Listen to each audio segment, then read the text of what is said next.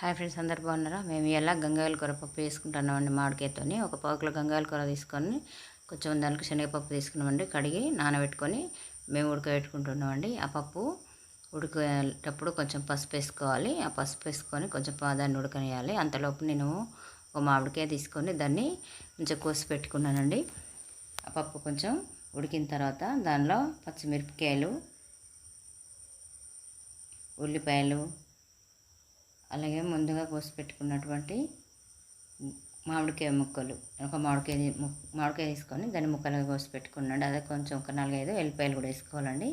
ఈ మామిడికాయ ముక్కలు మనకు ఇష్టం. నేను మామిడికాయ మొత్తం తీసుకున్నా, దానికి సరిపోయాన్ని వేసుకోవాలండి, ఎవరి పులుపు తగ్గట్టు. అలాగే గంగాయల కూర ముందుగా కోసి కట్ చేసి పెట్టుకున్నా కదండి, ఆ గంగాయల కూరను కూడా వేసుకున్నానండి. అది ఒక 5-10 నిమిషాలలో ఉడికిపోతుంది. పప్పు ముందుగా ఉడికింది కదా, పప్పు ఉడికింది కనుక ఆకును ఈ మామిడికాయ ముక్కలు తొందరనే ఉడికిపోతాయి. దాన్ని మూత వేసుకొని ఒక 5-10 నిమిషాలు ఉంచుకోవాలి.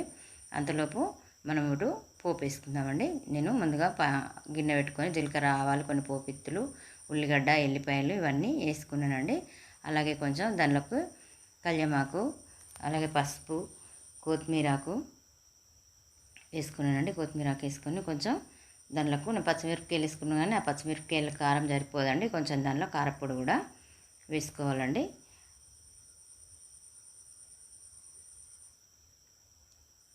కారపొడి కొంచెం పోపులో ఒక 2 నిమిషాలు అటు ఇటు కొంచెం నూనెలో కొంచెం కలవాలండి.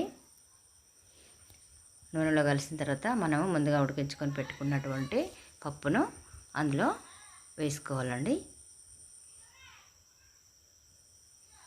పప్పు ఉడికిపోయింది. ఆ పప్పు ఇందులో వేసేసుకుంటే అంతే, పోపు అయిపోయిందండి.